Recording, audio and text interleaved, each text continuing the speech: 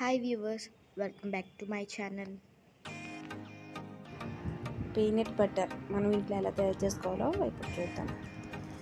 ఇప్పుడు శనగగుళ్ళు వేయించుకుని పొట్టు తీసుకుని ఒకసారి మిక్సీ పట్టుకోవాలి. మిక్సీ పట్టిన తర్వాత ఒకసారి స్పూన్ పెట్టి కలుపుకుని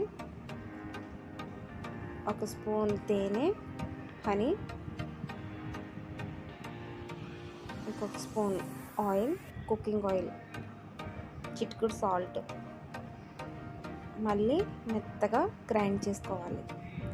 చూసారా, మెత్తగా క్రీమీగా వస్తుంది. దీన్ని మనం బ్రెడ్కైనా చపాతీకైనా దేనికైనా పెట్టుకుని తింటే బాగుంటుంది. ఇలా ఒక కంటైనర్లోకి తీసుకుని గాలి తగలకుండా స్టోర్ చేసుకోవాలి.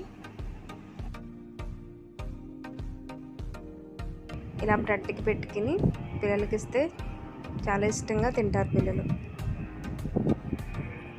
మీకు కనుక మా వీడియో నచ్చితే లైక్ చేయండి, షేర్ చేయండి, కామెంట్ చేయండి, సబ్స్క్రైబ్ చేసుకోండి.